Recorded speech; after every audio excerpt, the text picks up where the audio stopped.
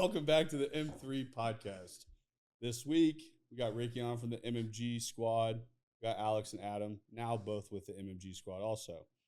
Our intros are going to look a little different rolling forward. We're going to do just a quick background and a little bit of information on what the podcast is going to be about. Our intro is, I'm going to say kind of dated now, 130 episodes in. So, Adam and I have been friends way before even the marketing space, and actually became an investor in MMG, and really just all around very a wealth of knowledge that I was looking for as I scale in business, and I grew, and I always knew that there'd be a point that we'd work together. So I want to kind of today's episode go over what that kind of looks like and the entry into Moss Marketing Group. And Alex, we crossed paths, and you the initial thought process was a creative, and a lot of the things that you were showing skill set outside to the world. And as you've come on, the operation side has been something that's been a huge asset to us, and a huge kind of different piece I didn't know that you had, and kind of touch on that side, and we'll go from there. So that's a little different intro than before, and we'll kick it off. But both of you guys, it's been what, 2 weeks for you, Adam? Yeah, I'm in week 2 right now. Week 2 right now. Alex just hit his 90-day mark, and Ricky's been with a long time. Forever, basically. Forever, pretty much. Yeah, he's stuck now. He can't go anywhere. But I want to go over a lot on early days of MMG. We weren't very operational focused. And I'm going to say you guys are probably 2 of the higher operations kind of process people in the company at this point. And it was funny because when Alex came on, he's like telling me all these things I need to be working on, I need to be doing. I was like, okay. I was like, I'm going to tell you, I'm not very good at listening to these things. He's like, we'll table it till next week. And then he brings stuff again next week. And he's like, I'm saying stuff. He's like, well, did you think about this way and this way and this way? And he's like, I'm like, no, Alex. Fast forward, now I got 2. I got Adam and Alex. So there's 2 peas in the pod right out the gate. But experience-wise coming in, what would you say right out the gate the biggest flaw onboarding into MMG was? Alex, I'll let you start first because you were earlier. There wasn't really an onboarding when I got there. Fair. Keeping in mind though, I came from working at a nationwide nonprofit, an awful logistics place, and then a global tech company. So I'm used to having some sort of onboarding, some sort of scaling up, like getting this person, like they have a runway. We know exactly what we're going to be having this person do. You got a vision. I got to MMG and I just kind of started making shit up for myself. And I was like, hey, dang, we really need this. He's like, I don't know anything about that. Do it. Okay. I was like, well, I do. So I guess I'm just going to start doing it. And you just tell me if you hate it. Sound good? Great. So that was my experience. But I will say, though, we have a lot of people that are at the company that are just kind of like, we'll figure it out together. And the fact that everyone just kind of embraced that of like, I'm not going to have the perfect answer, but I'm going to like try to put something together. And we'll fix it as we go. But at least we'll have something in place. But yeah, we got there on a lot of things. And we're still getting better at some others. So I will say from 90 days ago when Alex started to good over there, bro. I think Logan's allergic to Dre. Sneezing up a storm here, distracting me on the podcast. And Adam, I'm gonna say Adam's probably not even fair comparison because Adam comes in and knows everybody. Already kind of like one of the members of the gang. And he didn't actually get to experience the full employee onboarding because he got there and they were like, everyone was like, oh, we already know Adam. So I was like, okay, well, I guess he doesn't get to roll out the red carpet like everybody else does now. So I do feel bad that we didn't do that for him. Yeah, I was not made to feel special. Like, hey, it's your first day. Here's your folder and all the cool stuff that you normally get when you go into a new job. But the last place I came from is, being at a car dealership. As you guys know, onboarding's like, well, there's your desk. You're going to sit over there. we'll get you some logins eventually, and well, go get them, Tiger. You know. Hey, now you see where it came from, Alex. Yep. Where I got my background. That's all right. When I got here, we had a desk. I already had my roommate picked out for my office. So that was good. You know, you're going to sit over there, and they allowed me to bring my heater in. So that was a bonus. But I like to keep the office pretty cool. Yeah, I know. That's true. That's true. And you know, us old guys here, we have, you know, another fun fact, that now that Adam brought it up, Alex and Alex are the two oldest of MMG. You said Alex twice. Am I that old? Or you got to double down on me? Alex is really old. Alex and Adam, 2 A's, are the oldest of MMG actually. So yeah, it was interesting to find out that the average age of the company after I got there was now 28. I'm like, it's climbing. You guys really elevated a lot. I'm like, wait a second. Dalton's like a year younger than me. Let's quit acting like everybody else is way younger. Yeah, Alex was the oldest person at the company until I got there, and I've now beat him by 10 years. So congratulations, buddy.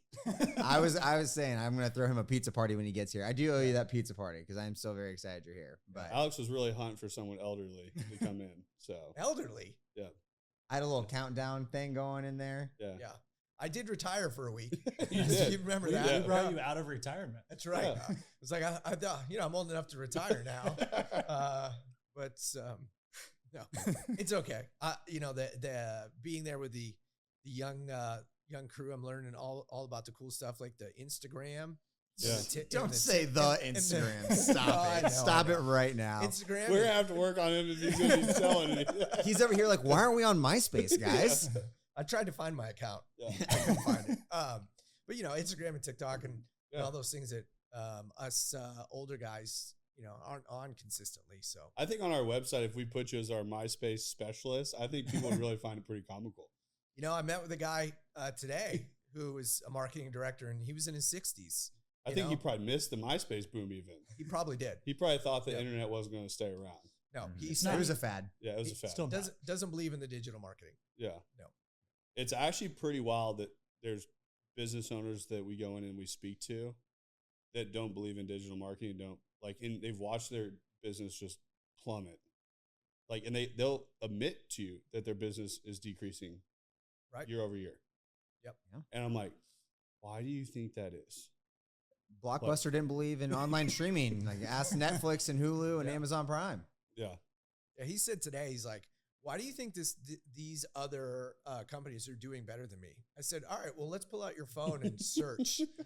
And I'm like, what? 1 swipe, 2 swipes, 3 swipes on the phone. I'm like, you can't even find your website, man.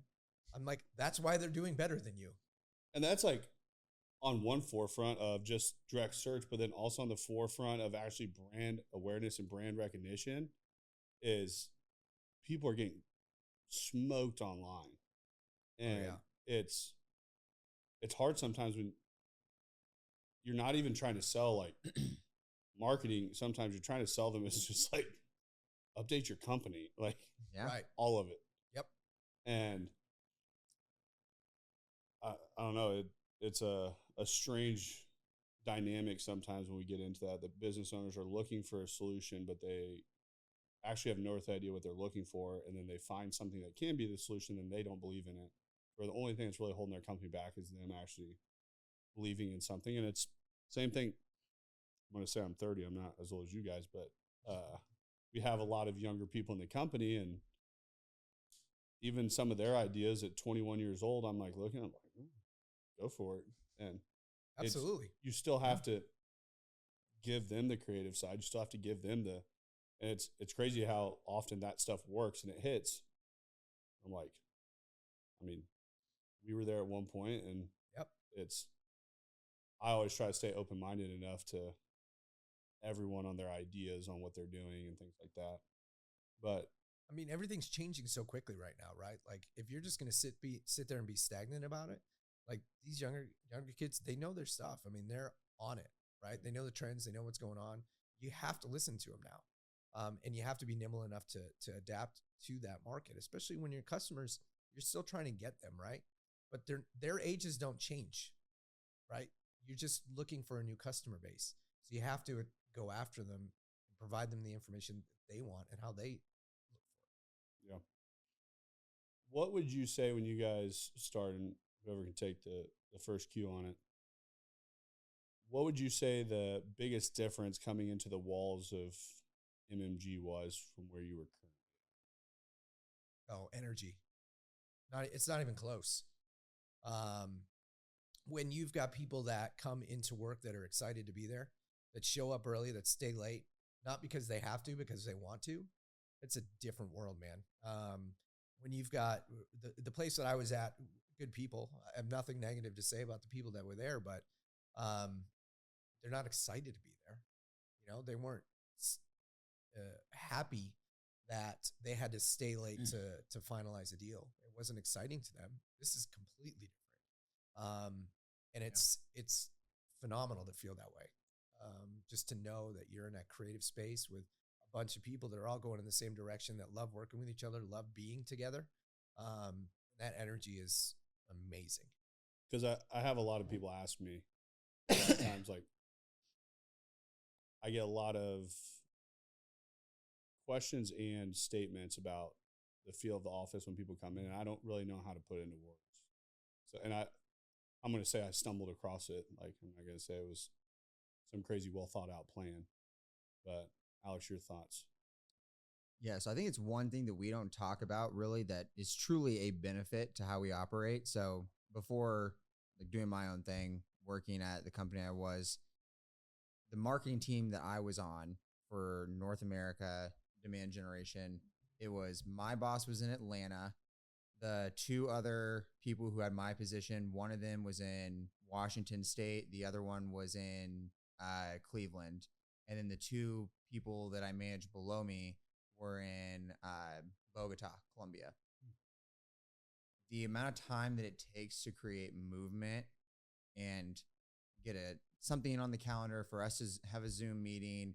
Oh, hey, sorry, I got to take my dog to the vet. Let's push to next Thursday.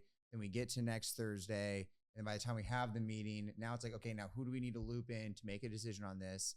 And we are 2 weeks from us realizing that we needed to have a conversation about something.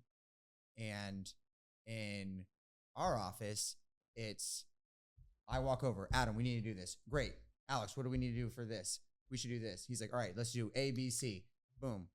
We're there in half an hour, which in these other companies that are, you're spread out, you're only communicating through Slack, you'll get a response whenever that person decides to get off the couch, stop watching that episode of Friends, and respond to you. And then even then, if they don't feel like it, they're going to try to push it to next Tuesday. One of the reasons that we are doing so well as a company is because we are all in there, we're all bought in, and we create movement so much faster because we're all there and we're all on top of it right then and there, as opposed to everyone's working from home all the time and it slows down everything that they do as a company. What I love is, we talked about before, is I want to see movement. Oh, we made a decision on it. Let's execute right now, as opposed to pushing things down the road. That's I will say I've been very anti-remote working. And I mean, we had some words over at the other office that Logan and I spoke about one day, and he goes, we might have to hit a spot where that's a thing. I was like, that's not something I'm moving on. And is there talent probably out there outside of Kansas City somewhere that we could use? Yeah. But I would say to that is I don't really care for that business model. I like the business model of having physical space, having physical energy that somebody can walk into. And I think that's discounted a lot of times, where a lot of times a business owner is looking at a spreadsheet and they're saying, hey, if we liquidate this office space over here, which I'm going to say they're used to holding office space that's fucking boring. They're used to just holding these like straight cubicle areas, and they're like, well, this is X amount. And then I love all the people out there that are like, working from home is more productive. These companies are doing blah. I'm like, if that was the case, then more companies would have kept going on board with it, not all your big companies reverting back to working in office. Because they started figuring out, they're like, well, our production is up right now. I'm like, what are you talking about on that? Like, hours worked? Yeah, it's because you can get on Amazon and buy a thing that moves your mouse around. So they can sit on their couch and watch a Netflix movie while their mouse is being moved around on their laptop over on the kitchen table. Well, It doesn't mean they're working. something else to be said about that too is that it was easier for companies to adjust to that because a lot of them already had the people, they had the relationships, they knew how to work together already. But that, to me, in my eyes, one person, I don't think that that's a sustainable model to move towards for moving forward. Like when someone joins on, I joined on, I didn't see my boss's face in person for like 6 months. Right. And then you don't see this nice mug every week. I get to see that mug every day. But then it makes it so much easier to problem solve, right? Like if you have an issue with a person and you feel like there's some kind of awkwardness there, but you see them twice a year, you never really feel like you can like move past whatever weird connection you don't have or do have. When you see them every single day, you can fix whatever issues. You can communicate through things. And it makes you better as a team because you know you have a relationship with that person. I feel like you've been here for what? Like a week and a half? Week and a half. I feel like I can go to Adam with damn near anything that's going on in my life related to work or outside of work. I feel like I could call on him and be like, here's something going on in my personal life. This is a week and a half. There are people who I worked with for 2 years, but because I didn't see them in person more than twice a year, I felt like I had no relationship to have that conversation. Yeah. And I will say Adam was a little unique on his start with previously being plugged in, previously being around a lot of MMG coming in, being on the podcast with the. But I'd only been here for 3 months. I can't say. But I'd only been here for 3 months, so like I had only 4 verts. 4 verts. Cut it. No free ads here. Oh, I was gonna say we do open with MMG every episode, so I guess it does sit in the MMG office. Snip, snap on that one. They're gonna come out. The bus is gonna be on the street dating with homeless people. Dirty Mike and the boys have moved in. It's a soup kitchen. No, but I do think that having those touch points in office every single day, like we spoke about last week on the podcast about just the leadership touch points week over week and how much that has changed movement and how fast it can change.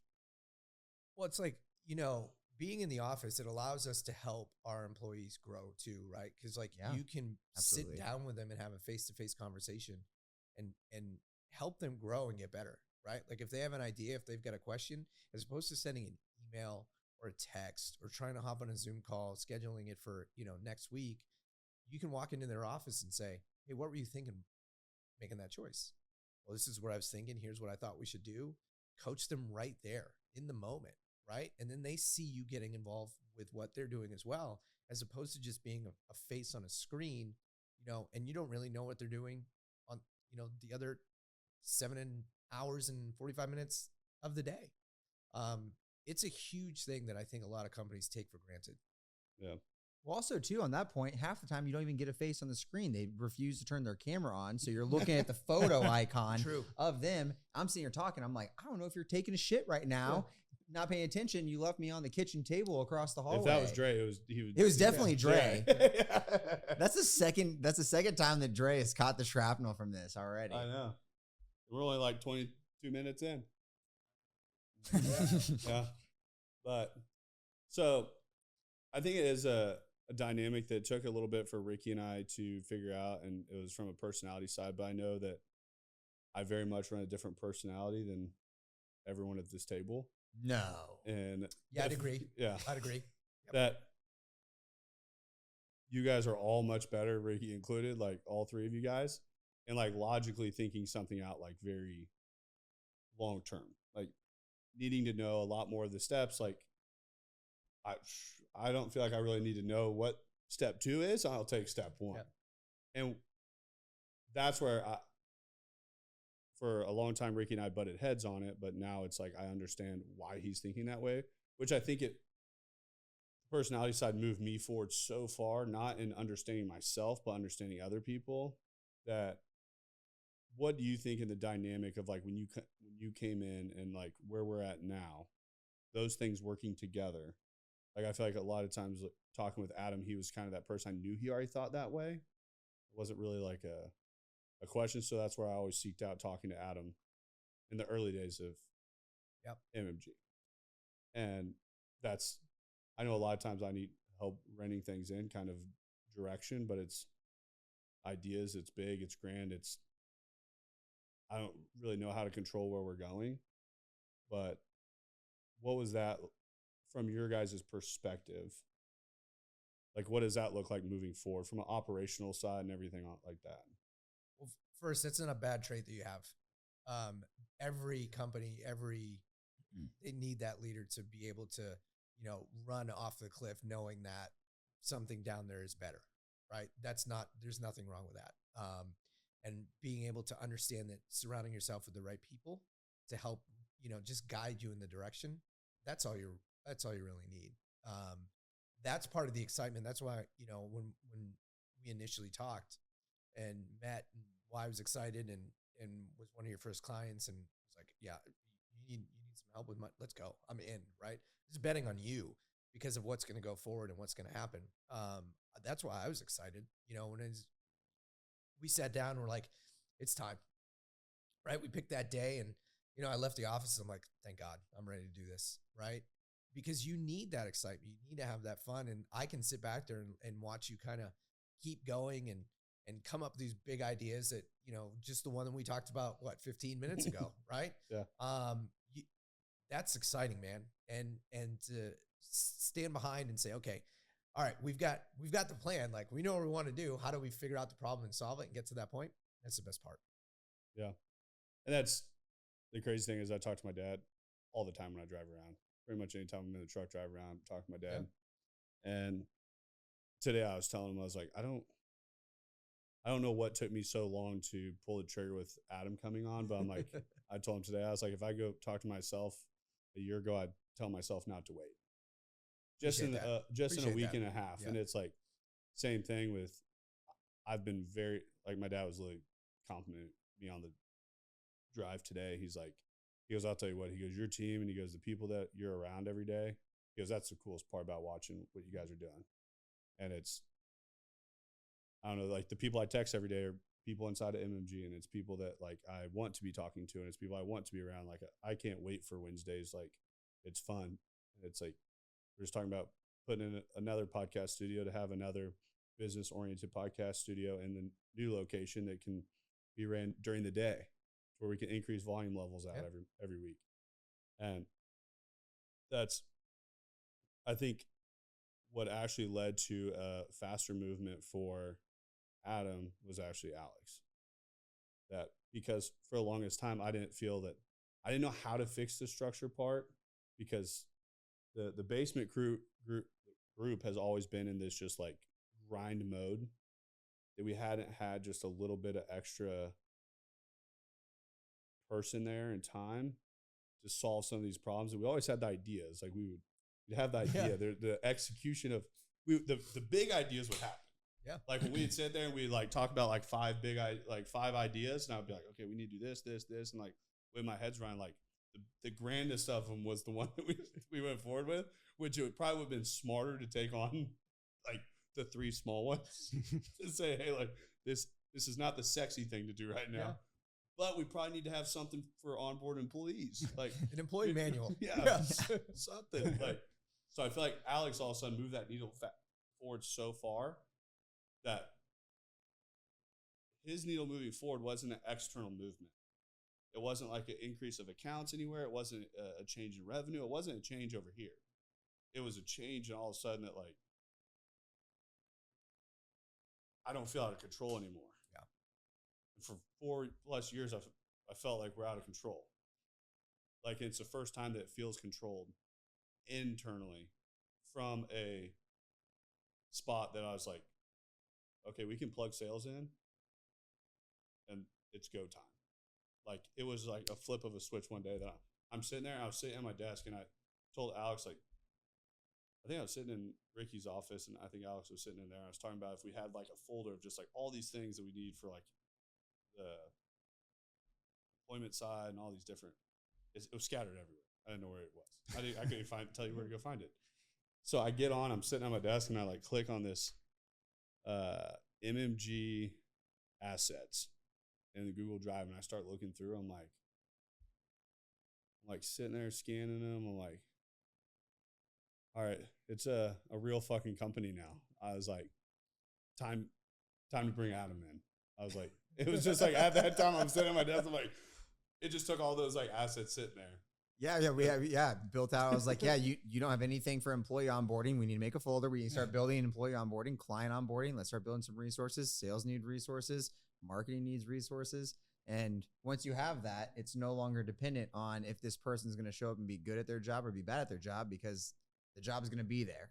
They show up, they know what to do, they know their expectations. And that's why I was so excited about Adam, because even in the few conversations that him and I had before he started, I'm like, this guy is someone I'm so excited about coming on, because there are things where I'm like, this guy and I see things so clearly on where we can go with this. And we have the same vision on how we build things out. And I'm still waiting for us to have like a big disagreement about something, but I'm excited. I am still waiting for my folder. You will get a folder, young man. You will get yourself a folder, young man. But no, it's just it's exciting to see that, and it's exciting knowing that like, I can learn so much from him too. But we're just going 100 miles an hour in the right direction right now as a whole company. Like, I have so much belief in what it is that we're doing in marketing. I have so much belief in everything that we've built in content. And now that we've got the operations going, we've been working so much on sales and developing that. And I feel like that's going to be a monster. It's 100 miles an hour in the right direction. We've got all the right people. That's where I think, Ricky, what would you say as these two have came into the equation in the last 90 days, the difference you've seen as a company? Yeah, it's everybody just has a more clear expectation of what they're doing. Kind of like we've just been talking about. We were shooting from the hip for pretty much the whole time. And we'd bring somebody on, we'd kind of halfway teach them. One person would teach them this way, one person would teach them that way. And it was pretty chaotic. So having more order is letting us move faster. And that's when Adam, our first conversation, I told him that I wanted a lot of emphasis put on Ricky. That's why they're roomies. But I think that I know that Ricky has a ton of talent in sales, a lot of talent in a lot of different things, but it was just Absolutely. Yeah. I hadn't been able to give him the resources to become great. And I told Ricky, I was like, Adam's going to give you the resources to go where you need to go. He's going to help get you there. And it's from, I think, very much the same thing, that sometimes I just need help of somebody guiding me. Even though I can have the grand idea, sometimes I need to help getting there. Yeah. And it's those guiding mechanisms that are put in place, that it's like, hey, we need to figure out mathematically what it takes, how many calls we have to do a day to set X amount of appointments, to get X amount of people to show, Absolutely. to get X amount of deals sold.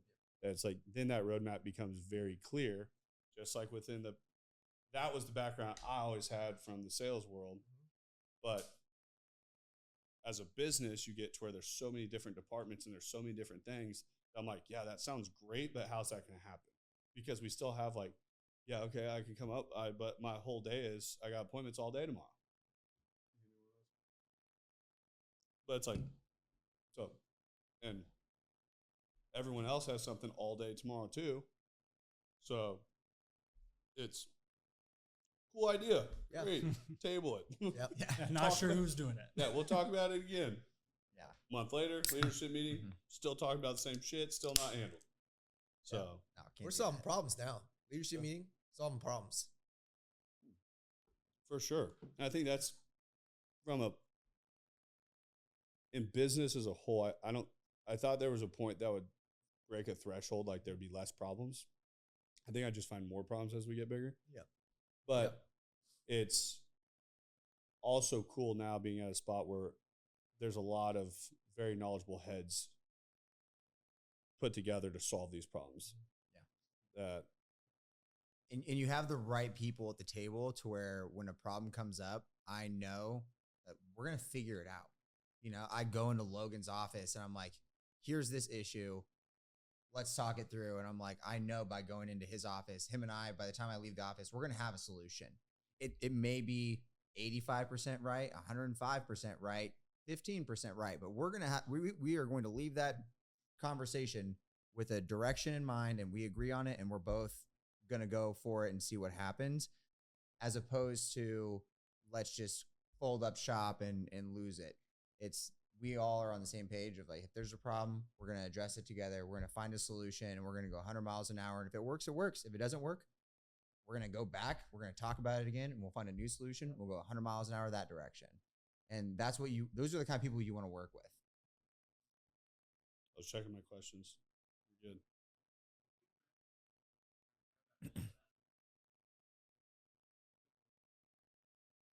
How Adam and I met. We talked about that the first time you were on. I think we did, but it started with your dad.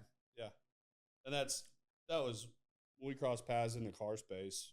It was something that you being in the software world. It was something that I remember when my dad first brought me this software and I pulled up on my computer. He was like, "We're using this." I'm like, "No." I was like, "No, I don't like this." And I'm gonna say at that point I wasn't. I think that's also why I've gotten a lot more understanding is I've tried to put myself in my shoes when I was in the car space. Yeah. Where it wasn't fair to my dad a lot of times because I wasn't very open-minded. I was pretty closed-minded. I was very hard-headed in what I did, and I had kind of my way of doing it, and I thought it was the best way. So I didn't really like change.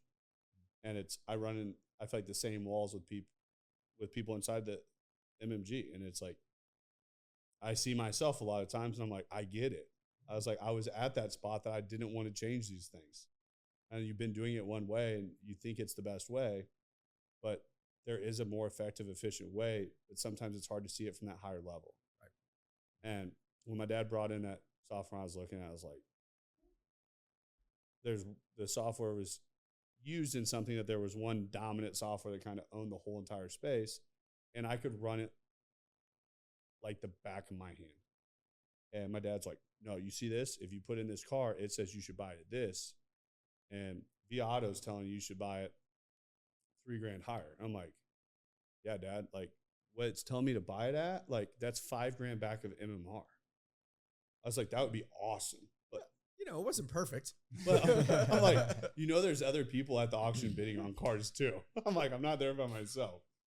And he comes in one day, tells me his whole formula of how he's wanting to buy with this. And I mean, I'm going to give it to Adam. He did a good job selling him on it. Yeah. So, congrats. Yep. And You guys did well with it. Your dad said he sold more cars. Yeah. So it was funny. We used two different software. So my dad would use that one. I use this one. He's like, "Why'd you pay this for this vehicle?" I'm like, "Well, somebody was at the sale willing to pay $100 less than me. So it's either we're going to have it or we weren't." I was like, "I have to buy cars every week." And it was funny though. Adam would come in and sit in my office and we go over it and stuff. And he was asking, he's like, "Why don't you like it on this side?" And I was like, I would tell him and give him my feedback. And I felt like I was always very honest with him and very much enjoyed our conversation sitting down. But he was understanding from his side. It wasn't like, "Oh, you're dumb because you're not going to listen to me." And that's where I dealt with a lot of times because I was younger in the car space. I was having a lot of success in the chair I was in the car space. And when people would come in, they would talk down to me because I was younger. They would think when they were trying to pitch something like, "You just don't know." Yep. And I'm like, "Dude, I've been doing this since I was like 16. I was like, I was the porter here. I was the detailer here. I was the salesperson here. I've ran the F&I office. I've now sales manager. I've done all that. I buy our inventory. I know everything through and through on the title side. I know the service side." I'm like, but then people would sit there and try to talk down to me just because I wasn't old or not. And that was the thing where I had a lot of respect for Adam at that point. And then fast forward, we're in the car space. We're working together on that forefront. And I just had a lot of good advice from him all the time. And it was funny because when I met Alex, I actually feel like I saw a lot of Adam in you. And Adam's wife, Elizabeth, is also, I feel like, a very much operations, HR, like very structured Oh yeah. type person. Yep. Absolutely. So, Runs the household and, yeah. but I know you guys we've been fortunate just to have her come and help this last week to put these things together. We've talked about employee handbook and policies because I know Dre is losing sleep over it. So those were kind of things I vetoed in the leadership meeting. I brought up HR one time and I thought he was about to throw me out the building. Yeah, it's one of those things. I think companies in today's world have just gotten so hyper focused on it that was my conversation I had with Alex. Like, he's like, "Hey, I want to get good work certified. What was it? Good place certified or some shit? Great place to work certified. Yeah, we're not doing that. That's And, okay. So he brings it to me. I was like, yeah, it sounds great. I'm cool with it. And then he brings it. He's like, well, these are kind of the questions they go over on the test. And dude, it literally like sets people up and just like gives them every bit of ammunition just to sue a company. That's all it really is. And I like, I would categorize it a little differently than that. I look at him like, if you have everybody hyper focused on that, that builds a terrible place to work. There's 30 questions, like 5 of them he didn't like. I would say 25 of them. I may have liked 5 of them. Do you ever feel like you've been harassed? Yeah. Right? Like those kind of questions. Yeah. And the people are like, you know, what? now that you think about it, I do feel like that. You know that You know, time? Dane said that he didn't like something that I did, and that made me feel bad. Yeah. Which right? Like, I feel like life is a reality that you make it right. every single Yes, day. Like, of course. if you think that, I see it all the time in business, are like, you know, we're in like the biggest recession we've ever been in. I'm like, business is booming on our side. I'm like, what are you talking about?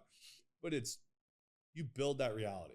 Yeah, you're gonna find whatever it is you're looking for. You can find it. Yeah. So Yeah. if you talk about HR all the time in the office, and somebody whistles at somebody, and who knows what happens, and all of a sudden you're like, I'm like, I see companies though that don't sit there and prioritize that, and I feel like it's a generational thing now that they go in these companies and they sit through a week of HR stuff, and then They make them do it every 3 months. Yeah. Where it's like, oh my God, I just did this training like last night. Why am I retaking this training again? They bash you over the head with it nonstop. And I told you that. I was like, I came from that. Never again is the worst. Overly cautious. You get to a point where it's just overkill, right? It's unreal. Yeah. And it's sad that we live in a world like that people are just so offended by everything now. And granted, are there cases of things happening? Yes. But I feel like there's also, we've had people come through, they're like, going to sue for this or sue for that, blah, blah, blah. And it's like, they go to the doctor one day and it's like, are you coming back? Well, I can sue you because I get the whole day if I'm going to the doctor. I'm like, where did you hear this shit? I'm like, why am I even having this conversation? And then you fire him. It's like, is this because I went to the doctor? I'm like, no, it's because you suck at your job. You're not doing what you're supposed to. Yeah, you're not doing the job that you were hired to do. And like, because if this is because I went to the doctor, I could sue you guys. I'm like, well, that's not because that's not what it is. And it's just like, I don't know. I don't like hyper focusing on that stuff. I think very forward motion and everything, that it's like, how do we put out a great product, a great service, help out a lot of business owners and have a lot of fun doing it. Absolutely. I think the one piece of pushback I'll give you on it is that there's more to HR than policies and getting people in trouble. It's professional development, self-development, like building that community within the workplace. There's a lot of pieces of HR that are built under that umbrella. And then the one thing that you don't want people to hyper focus on is the part that you hyper focus on when it comes to HR. But that's the part that every single time it's ever brought to me is about that piece. I've brought you other HR things, and I just didn't tell you that it was a part of HR. Like what? Like professional and self-development for people. I told you about how like, hey, we should provide people with like, hey, you want to go to this conference and it's $200? Hey, we should send them to that conference and we'll pay the $200. That's something HR would do. That seems like something's coming out of the CFO position. They were paying for it. That there is an HR thing. Payroll, benefits, like all the good things that you do, right? Like, we were talking about benefits, right? That's part of HR.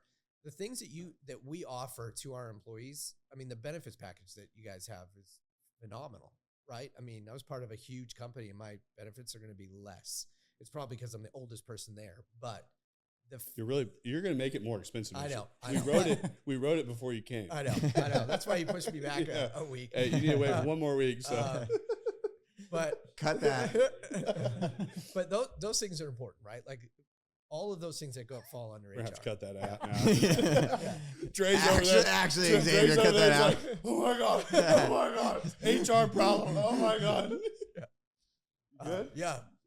Dre, we have to be careful what we say, right? Because HR. Yeah. So in the early days of MMG, we made Dre HR. You know why? Because if anybody crossed Dre's line, then it was probably pretty bad. That is true. Yeah. If he did anything worse than what Dre would do, then then it was kind of a problem. I'm Got like, it. Dre definitely He would was have done that. That was past the line. Right. Everyone got a little sticker that said, "What would Dre do?" Yeah. And then they were like, "If it's worse than what Dre would do, then it's off off the register." But no, I'm not the HR fan over here. But you were just saying all of the good things that HR does, yeah, I mean, all the benefits. well, benefits the fact that you guys, give life insurance for free. A lot of companies don't do that. Like, the paid time off, the fact that, if employee needs help with things, like all these things that kind of go underneath I guess people don't know about, or everybody knows about at the company, right? That these things happen. It's all part of HR, right? Professional growth, helping them take classes so they can get better at their trade. Like that's part of HR, right?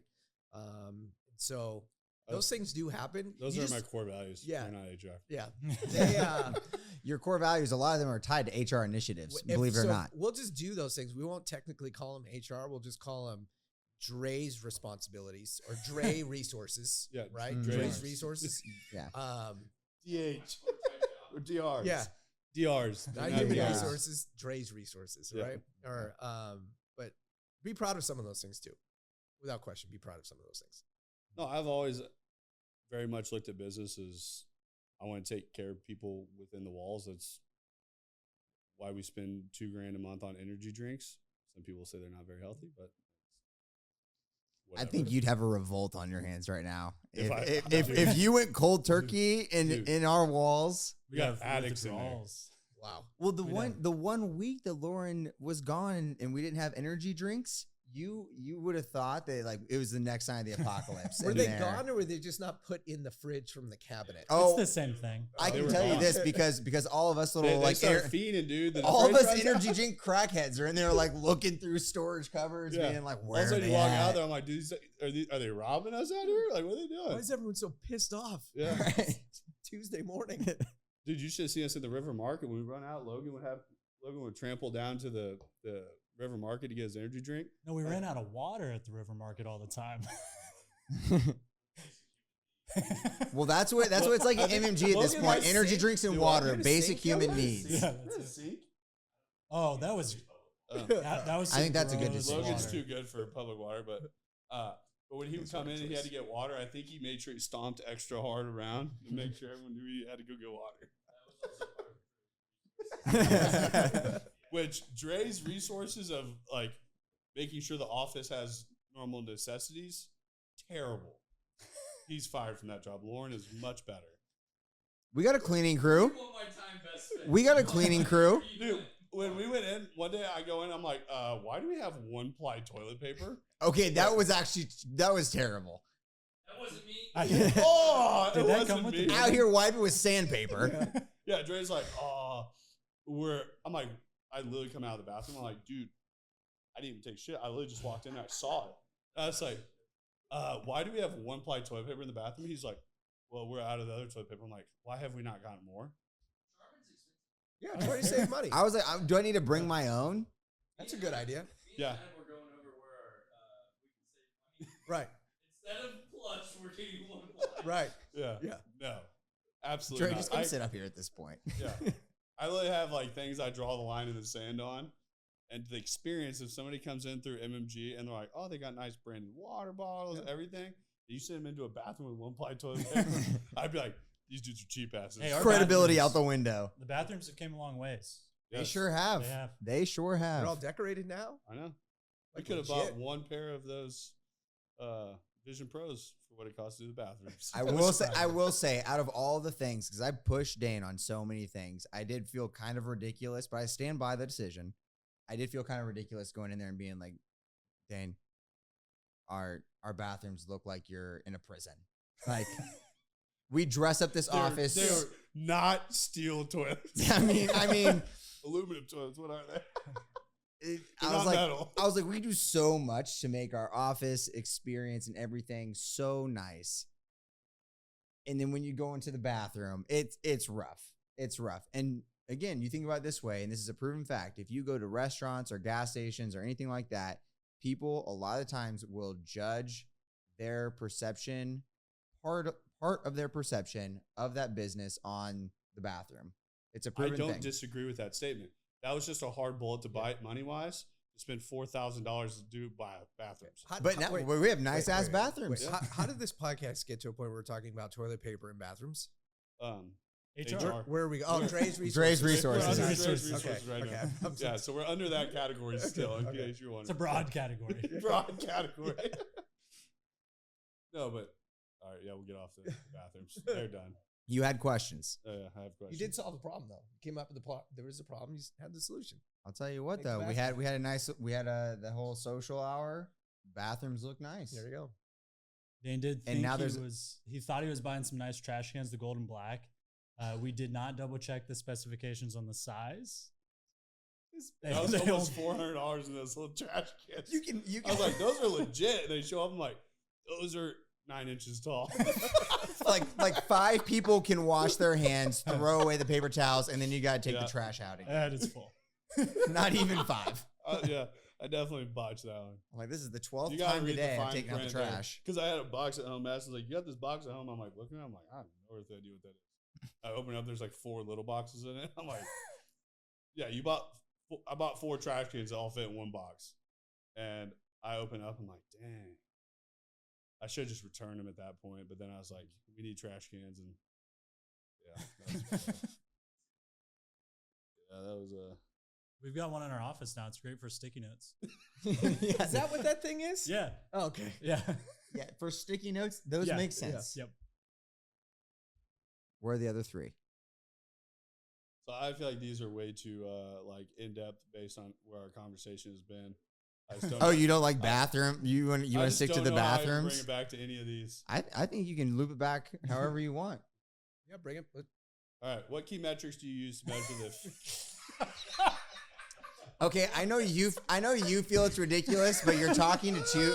Like, I know Adam and I are like nerds for that. Are we talking shit. about the metrics of toilet paper and how long it lasts? Yeah. Yeah. Like, how do you know what's good toilet paper? Right. What are the key metrics you use to measure efficiencies and success on the operations side? See, I feel like those are things that, like, I was reading them and I'm like, I don't know how you measure those things. And you guys are more so in that side. So how do you measure those things? Alex. Yeah, no. So dead serious. I had an amazing boss who actually reminds me like a lot of you, to where it was like we're gonna go 100 miles an hour, and like I might piss people off, but this is the way that it needs to be done. Emily Ward, shout out to you. She was an absolute amazing woman, rock star. But she would say it all the time: sustainability and scalability. Is it something we can do consistently as a company, and can we scale that with the size of the company and how much we're growing, right? If it's not scalable, it's not sustainable, then it's wrong. The end, right? So then you do the numbers every single time. Okay, that works right now. That'll work as a Band-Aid for the moment. Is it sustainable? Are we going to be able to repeat it all the time? And is it scalable? Yeah, it works for the 12 accounts that you need to use it for. When that 12 turns into 120, can you still do it at the same rate and be able to produce it? If not, then it's wrong. You create a system of understanding what does sustainable and scalability look like within that company, within that sector, within that industry, and you can very easily make decisions mathematically on things.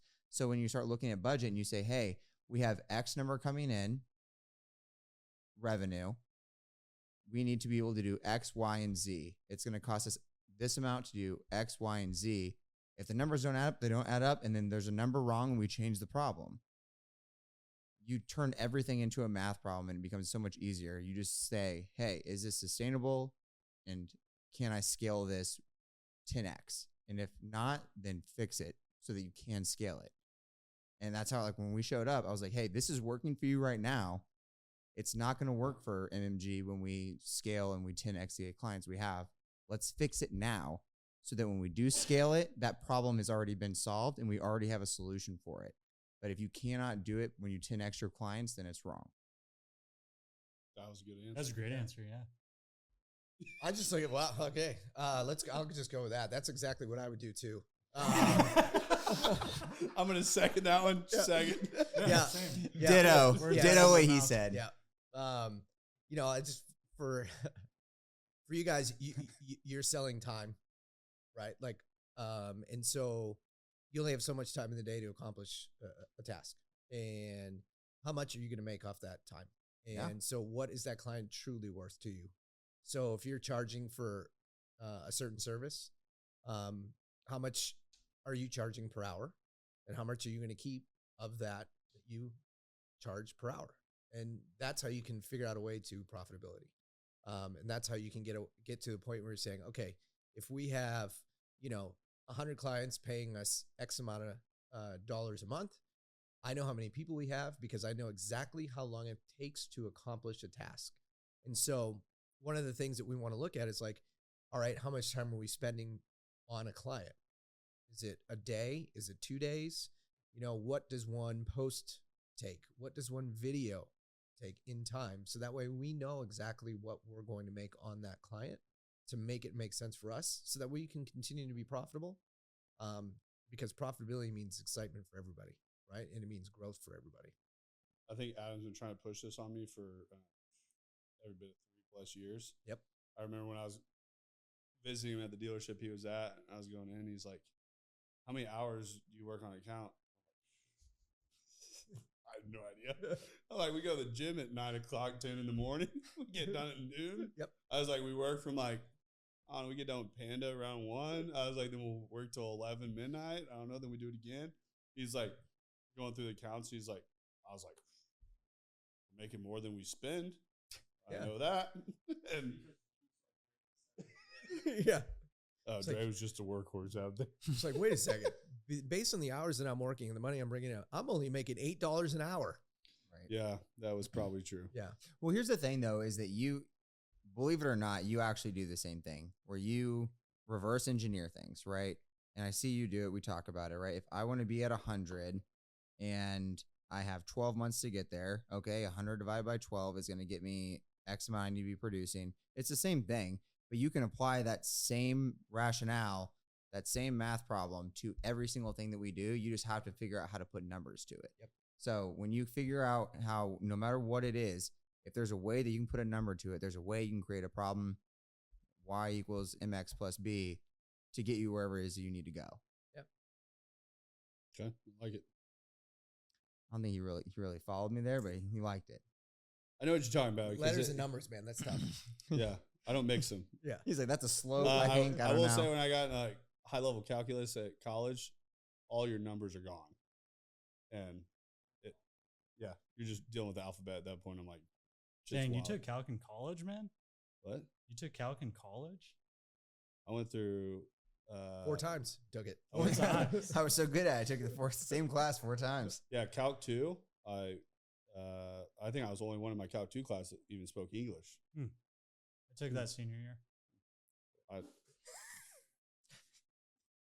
You sure that wasn't college algebra? No, we had to, me and a buddy, we had to self-teach ourselves. What? And I couldn't tell you anything about it now, though. They taught calculus back at where you lived in Kansas? I don't know why they did. Yeah, what but were they trying to they teach you did. guys out there? I don't know what that has to do with like farms and Cow A. cows and stuff, but Cow A and Cow B produce how much milk and you get what? Yeah. Hey. Dre, just pull up a Cow- chair at this point. Culus. Calculus. Nice. Nice, Dre. All right. What qualities do you look for in building and leading high-performing operational teams? Because I feel like that's something that we are going to be running into. We've spoke today about the operations side, and I also think just highly operational sales forefront too. So what are those qualities you're looking for? For me, I look for a passion in what they do. Because if you're not passionate about what you do, if you don't love what you do, it doesn't matter. If it's just a job to you, you're not going to succeed. I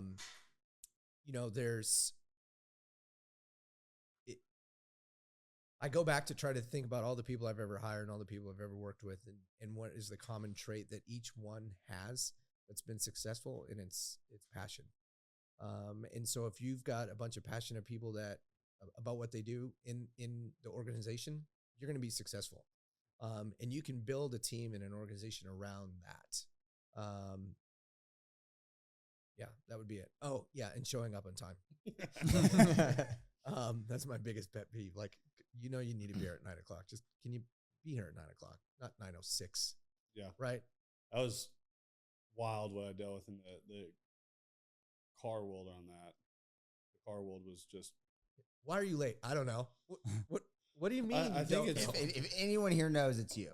Yeah. I think it's worse. Like, I didn't even ask people like when they were late. What I hated more was some excuse that they like fabricated every single day. That I'm like, 85-year-old lady was driving a concrete truck this morning, going fucking 5 miles an hour down 2-lane highway, so I didn't make it. And I was just like, half the time they'd be telling me stuff. I'm like, do you think anybody would believe that? I was like, do you really believe like what you're saying? Because I 200% know that's a fucking lie. It's like every morning they would come in. I'm like, why are you late? Just own up to it. Yeah. I'm fucking late. Like, I overslept. I didn't click my alarm. Whatever. I don't care about being here on time. It's not important to me. Okay, great. I'd rather have that than you just straight up lie to my Yeah. face. Yeah. But it's like, I think my biggest pet peeve out of anything in the world is being lied to. Mhm. When I'm lied to, it's like, that was my dad's like only rule growing up with my brother and I lied to my dad one time ever, and I was grounded for like 3 months. I had my vehicle taken away, Whoa. everything. Well, what'd you lie about? Can you talk about it? Yeah, it was. He asked me where I was at. PTSD. I told him I was going to lift with a buddy and stuff, and I was going over to a girl's house, and I had a truck that was pretty noticeable everywhere, and somebody said that they saw my truck there, and I got home. He was like, "Were you at the gym?" I was like, "Yeah." I was not. He's like, his only thing was just don't lie to him. Yeah. And he's like, as long as you don't lie to me, he goes, we'll always be square. That was the only time I ever lied to him. And it was same thing like in business. I hate when people lie to me. Just tell me the truth, good, bad, and different. I'd rather know the truth. Yeah. Because the thing is, you lie, you start getting caught up in lies, and you start telling those lies. And then if I'm somewhere and you told me a lie, and then I tell somebody else what you told me thinking that was truthful, then that jeopardizes my name. I don't lie to people, and it's just, I don't know, it's own up to things too. When people sit there and they're making excuses for everything. Excuses are, my dad never wanted to hear excuse. Yeah. He's like, own up to whatever it is you do. Just don't make an excuse. Yeah. The car business breeds this like salesperson that just has an excuse for everything under the moon. Yeah. Hey, it rains today. I can't sell cars. Don't sell cars on rainy days. I'm like, your phone doesn't fucking work on when the rain's coming. Hey, if you have a customer come in on a rainy day, though, they're buying a car. They're fine. Yeah. I'm like, how many construction guys you think aren't working today? And they're like, oh, never thought of that. Yeah, there's a large population of people that aren't working today because it's raining. You should call him. Yeah. You know. I go, you see how we have 70% trucks out there? Oh, it's the guys that are buying our vehicles that aren't working today. But no, it's just the excuses and honesty. Yeah. But don't be late. what was the question? I was going to ask you again. I What was do we gonna- look I was going forward- to answer it. Yeah, what are you looking for in your high level People to work with what in that. qualities? What qualities do you look for in building and leading high performing operational teams? Yeah. So the places I've been where I've seen that these people are just the best people to work with, and the ones that solve problems, they solve them quickly, are the ones that are not afraid of a problem. They run to it, right? Like I joke all the time, like, oh, people ask, what do you do? They're like, oh, I take out the trash, or I say, oh, I put out fires.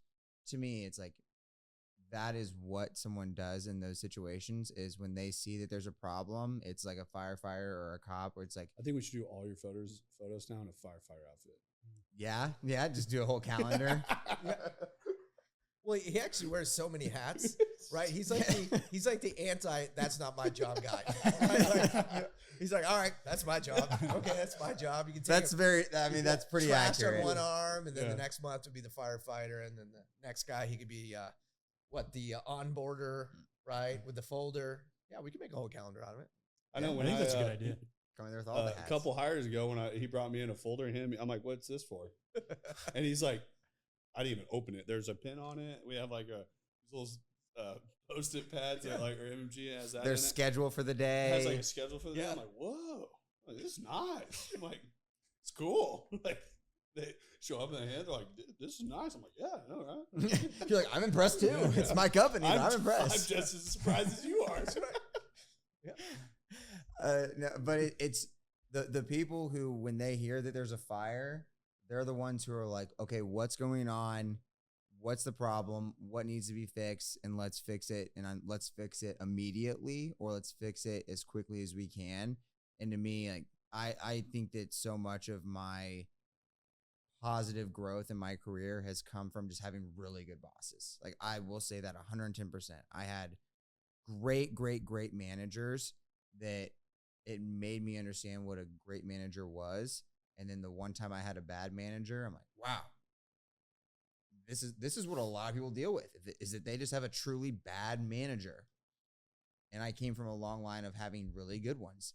So to me, it's like, those are the people that when there's a fire in the room, they put out the fire immediately and they make everyone feel confident and comfortable that, like, we're going to fix the problem. And then there are bad managers where there's a fire in the room and they say, well, put the fire out. That's like, just figure it out. Just put out the fire. And it's like, the whole idea is that, like, you're here to help me with the fire. So to me, when it's an operations person or somebody who is just working at a high level, it is when they hear that there's a problem, they immediately jump in and say, I don't know if it's my job or not. It doesn't really fucking matter. We're going to solve the problem and we're going to solve it right now. What do you need? Who do we need to call? Yeah. No matter what it is, you're the person that says, I don't even know if I know anything about this, but I'll find a way to figure it out. Yep. Which I think that's when the people I've pulled closest to me as a company are the people that I can rely on to solve problems at a high level. And I think it is hard sometimes when those like problems arise that everyone, there's nobody I get to go to talk, like ask, like, hey, like what decision should I make? Like, it's kind of like, and it comes upstream to me and then it's there and I have to make a decision. And it's like, the basement was pretty easy to make a decision that like everyone kind of agreed on. As we've progressed, it's a lot harder to make a decision that everyone in the company agrees with. So every time you make a decision, there's people that disagree with what that decision is. But it's like, and I know that it's just going to get worse and worse as we scale. Yep. But it's also, I know at that spot, when you get to that problem, there has to be something that has to take place. Ignoring it is not an option. Absolutely. And then so it's just like, I mean, okay, I got three options here. Damn near, it's like flipping a coin in there. You're like, yep, this is the way we're going. Buy a bus. Don't buy a bus. Flip a coin. So both sides were heads. The heads were buying the bus. Tails were not. There was a third option. The third option was a helicopter. That was that's right. There was a third option. There was a helicopter. Yeah. We know some pilots. No, well, so I was going to get an operational helicopter. Yeah. But I was thinking we could take it in there. We could set it up top. I was just thinking of a 2-man podcast studio up on top. There might be a little snug. Yep. It would have been cool, though. Bring back the helicopter. I love the bus. See, you know what's funny is the amount of backlash I had on the bus. People sure are getting comfortable on the bus these days. Yeah. So a lot of backlash on the bus. And then I'm like, you know what? I'm going to call Adam. Oh, he's there. Remember we were talking about it. Yeah, he was there. Yeah, He was there. Yeah. I was like, I'm going to talk to Adam, see what he says. I go, if Adam agrees with everyone else that says the bus is a bad idea, I tell him about the bus. He goes, I think that's a phenomenal idea. I'm like, fuck you guys. I'm not a bus. I've never seen Dre so mad at me. Yeah, that was funny. And then Dre goes, I'm not helping. Fast forward 24 hour. He's underneath the bus, pulling on all the shit. But here's the thing, man, is you take a chance, right? Like you look at something that, like, how can I buy a bus and put it in the office and what can we do with it? Like, it's the excitement of having that opportunity to do those things. The other thing too that nobody thought about but me was the bus was a diversion. The bus was something internally. We had a big account that we lost, not from execution of what we did. Right. When we lose account execution of what we did, I'm very quick to take it on the fucking shoulder, say, hey, you know what? We fucked up. We did this. This is what we need to do to move forward. And I will have very hard conversations at that point with the people manning. We have an account that is moving forward so fast that is having all this success, and we lose it because poor management and poor ownership on that side. I'm not taking that on the shoulder. Right. That's where I'm trying to encourage the people around. And when you see something like that happen in a business, most of the time people go to a defensive state. Right. My first thing was we need to have something else that's a diversion kind of internally that pulls the idea off of everyone focusing attention. on this. Shift the attention. To, hey, this happens on a Wednesday. This is when this takes place. Wednesday, Thursday, it's finalized. The office hears about it. Friday, I have somebody in there looking to paint a bus, and Monday we have a full bus in the office. So guess what? When everyone comes in Monday, they're not even thinking about this account we lost. They're like, "There's a bus in the office," Bus there. and they're all taking pictures of it, putting it online. To where that's what the idea was in the office Monday. Yeah. To where my idea of the bus was like, I'm telling everyone in there that I want to start a podcast. I didn't have a name for it, anything. I haven't podcasted in that bus once. At that point, I knew I needed something to show movement forward, not us backing off. So it's like sometimes people don't have to understand what's happening. Sometimes you have things in business that happen that are hiccups and things that are going to pull you back, but people get so hyper focused on that it's okay. I see this is happening. Is it worth us spending $6,000 or $7,000 over here to divert all the attention and the energy that my job is to make sure that energy is there all the time? That week in the office when we're cutting seats out and the girls, we go buy them these little like work outfits and stuff, and they're carrying chairs out and everything. Nobody was thinking about the big account we lost. Right. So much energy that week too. So much positive energy. People were having fun. That was the minus Dre. Dre wasn't having fun. Dre's like, I wasn't having fun. But everyone else had a great time. yeah, and that was a deal that I saw that I knew we had the money. I knew we were going to weather the storm. I knew that we had to onboard more accounts. I knew that on that side. Dre's sitting there looking from a financial spot. He was like, hey, we just lost this. He goes, you go out and start spending more money. I was like, you know what? Energy of the office, there's a value point in that. And what we still have to have is the whole office operating at the highest level possible. And I'm not going to let this ding them. Yeah. So that's where a lot of times, like, that's where my head goes all the time, is not, I know there's a dollar and cent on still retaining that. And you look at the best coaches in football out there, they understand how to control energy. That you can take two coaches that have the same knowledge of football, and one can be absolutely phenomenal, and one can lose every single game they play. It's not a basis of who has more knowledge of the game. Yeah, there's still people. There's a people factor. I think that when we talked about the math of everything, there is a people factor that plays into that. Yeah, and that's I saw it at a high school level. I saw coaches that drew an energy to them that they weren't even the most knowledgeable coach that we had, but they understood how to get the morale when it was needed. That was like at that time, the bus was what we needed. Well, I mean, you lose a big account like that. Companies fold over those things. Yeah.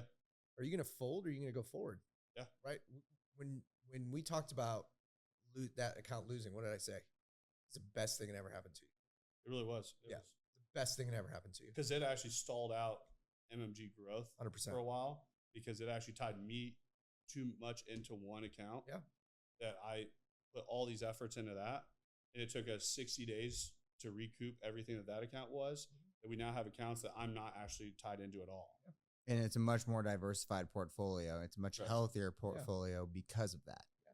But it was like at that point that you get to those crossroads, that crossroad, and you're like, okay, does this defy who we are? And is this going to be what two people in the office see? And they get so caught up in their head for a week that they walk out? Or do we just shift all energy to something completely different? Mm-hmm. That week, there was no way you couldn't pay attention to the bus taking place. The office is all wrapped up, like seats are being cut out, everything else. Like it was a 2-week deal that I'm like, all we need is just a little bit to weather this, not from a financial state, but from a energy state. Yeah, the morale of the company. Yeah. Absolutely, without question. So that's a lot of times I think of those things too, is like, I don't always view them as like a fun factor thing. I view them as morale. That it's, you have to press market when people aren't. A lot of people don't think that way, man. They have a bad month, they have a bad week, a bad day. They're like, oh shit, Defense. what am I going to do? Right? And they're negative and they're like pointing fingers and they're like, this is going to be the worst thing for us. How are we going to cover? How are we going to cover? Nope. We just move forward. Yeah. You know, and a little bit of that diversion for your team. They don't know why you're doing it, right? But it saved everybody for that week or that 2 weeks. Nobody talks about that account anymore. Yeah. Nobody even cares about it, Mhm. right? It's not a big deal. We've got a awesome bus for an amazing podcast Top five that for is sure. that has been taking place there. But you fixed Self-proclaimed. Yeah, self-proclaimed. That's fine. That's fine. But you fixed what could have happened and diverted all that attention away, and it didn't happen. And now it's better. Yeah. Better than it was. Yeah. That's where I think there's always those things that are going to come up, that bad things happen in business. And I think a lot of times you can financially, you can change the energy, you can change what people put their focus on. You understand, if you understand how people work, like that's why I feel that I've always had a good grasp on marketing, as I understand how people think, I understand how people, the next steps that they're going to take. And it's the same thing that I see something like that. You see it in the car world all the time. You see something that, I mean, car dealers will run on a day by day, some week by week basis. And what I hate about the car world is it starts over every 30 days. Like, you have a bad month in the car business. It's, we're firing half the management team. yeah, We're changing all of our advertising. You know, everything that we're doing is wrong. yeah. Why? Why is it because you had a bad month? Is that really it? And it's wild because the bigger the companies you get into, the longer the time frames that they take to analyze set data points. Like the smaller the business, they'll run, oh, dude, I've had bad 3 days. Yeah. I'm like, car world runs like 30-day cycles. I'm like, you get into some companies, it's quarters by quarters. Yep. And then it's like, that's where I play is more of a quarters by quarters, just because the higher operators we've been around, that's how they play. And then even the highest operators we've been around, they play year by year.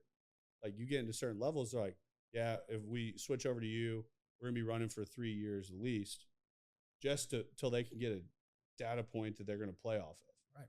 Yeah. Like the biggest companies that you see in the world, that's how they operate. Yeah, because it comes in waves. Yeah. It's not like, hey, we get people to buy cars on Mondays and Tuesdays. If you have a bad Monday and Tuesday, then you're trash. Yeah. Your week's over. Yeah, it's Right. gone. They're like, yeah, we have a wave where we know that, you know, we were running on. It took companies 6 years to run out a contract on the CRM or the student information system or like all the different systems they would run off of. So we knew that we couldn't start marketing to them until probably the last 3 years of the contract that they were working on to try to get them to buy from us. So to us, you're not looking at 3 days, 3 months. You're looking at more of like a 3-year window to see, hey, what's working, what's not. It doesn't make sense to look at a short term like that. Yeah. I think that's just what cripples a lot of companies, is just playing so short. Yep. And I mean, the game we played today, all I think about is 12 months from now. I got a meeting with people today, and all we're in discussion, he's like, you really don't even touch on what's happening today. I'm like, and it's Patrick Bet-David's book, The Next 5 Moves. He talks about when he was setting up a software, and they were talking about how it was going to take him 5+ years for it ever to be ROI positive. And he's like, and he goes, well, the thing is, he goes, the only way you guys are factoring this is based off current movement. He goes, in my roadmap that I'm taking, he goes, the company continues to grow. He goes, it's not stopped here. And he goes, well, this is just what we do all of our projections off of. And he's like, well, if I do my projections the way I'm doing on growth and scalability and everything that we're doing, he goes, he'll pay it off. And he paid it off in like less than a year. Mm-hmm. Yeah.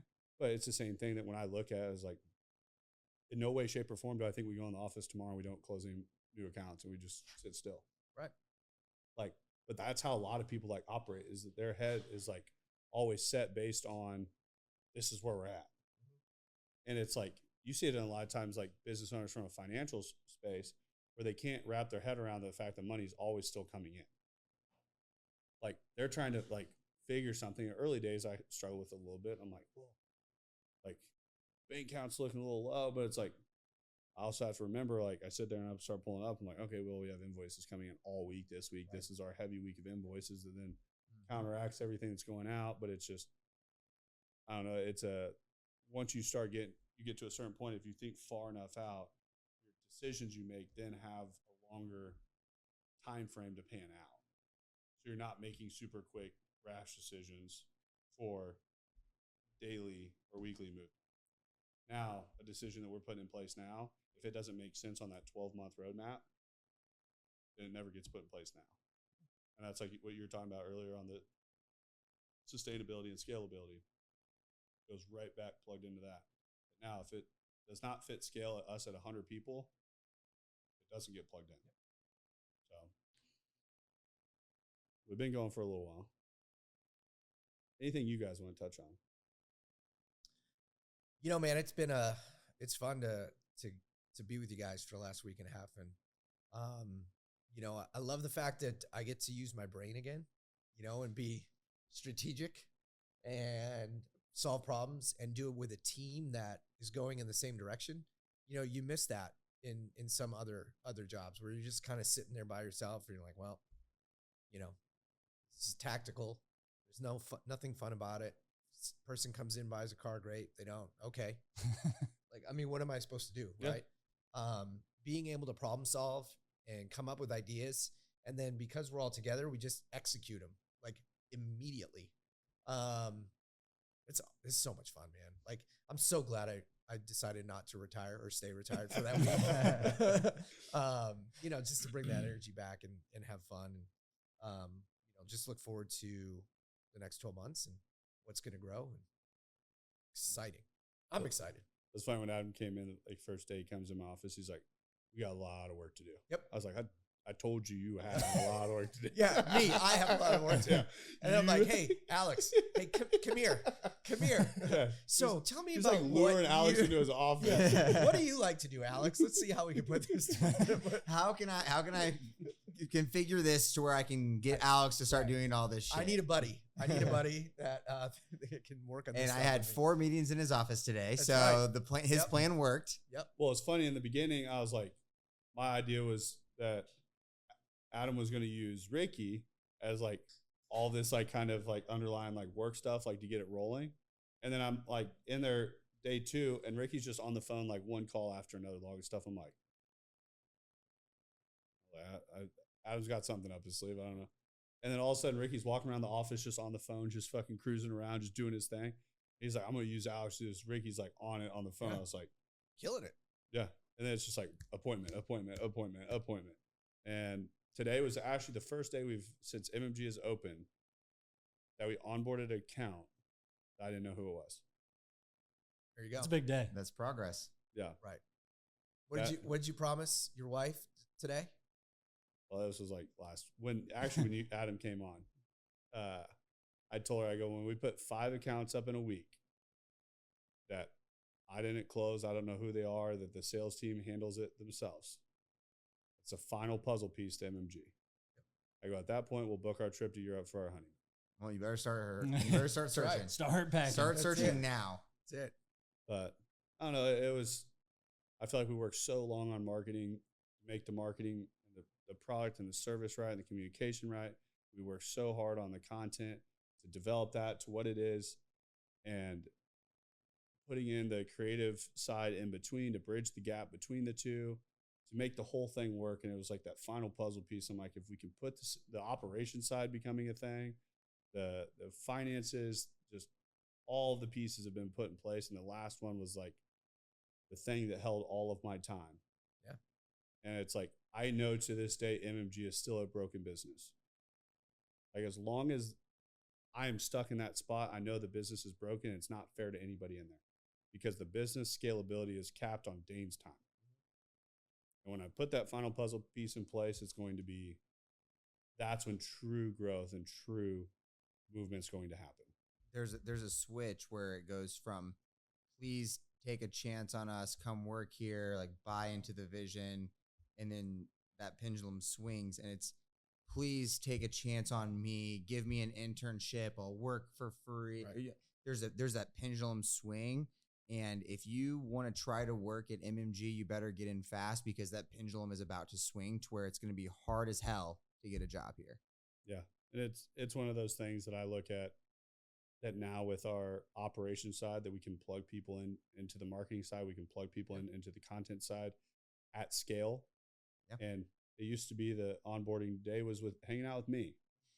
It was, now you get 30 minutes. Yeah. Now I got 30 minutes on my schedule and they show up, I go over core values, everything like that. And then their whole day is planned out. Yep. But it's those things are cool. And it's today I had somebody ask me like, well, what's your game plan after that's off your plate? And I was like, I feel like I really actually get to help people develop themselves moving forward. And they're like, what do you mean? I was like, the people inside of MMG, I want to be that person that helps really develop people, not just within the walls of the company, but outside the company. Yep. That is Dre's. That's a Dre's resource. I am not putting an HR tag on that. But that's exactly what that but is. I want to help people from a personal side of how can they grow, how can they become better people. And I think the more people we can develop to finding purpose in life and what they can really do to actually move the needle forward and not just a work environment, that's how we're going to be able to make a bigger difference on a much larger scale that I can only do so much as one person. Yep. But 25 people, 100 people, 200 people that we can develop into just great human beings that walk the streets that can really make a difference from an energy to a positivity, what they do for others, that's a change. That's a movement that's way bigger than myself. That I was having a talk with somebody today and I was telling them that I've had people tell me that they are MMG. I go, I'm not MMG. I go, I started it and it's became a bigger entity than myself. I go, this final puzzle piece goes in place. The reason I've been so adamant about figuring this whole entire thing out is because once this happens, if anything ever happens to me, it doesn't slow anyone else down. That was my biggest problem is everyone bought into something and everyone was part of something that I knew it was still broken if something happened to me. That I don't know what the lifespan looks like. I don't know what my outcome looks like. But if something happens, I don't want that to affect the people around me. Somebody's going to have to take my seat on the podcast. But it's something that it can live on past. I think a lot of times people have a business that the lifetime of it is their lifespan. Yeah. But all they care about is being the most important person there. Yep. You know, I'm the one in charge. I'm the CEO. Everything stops with me.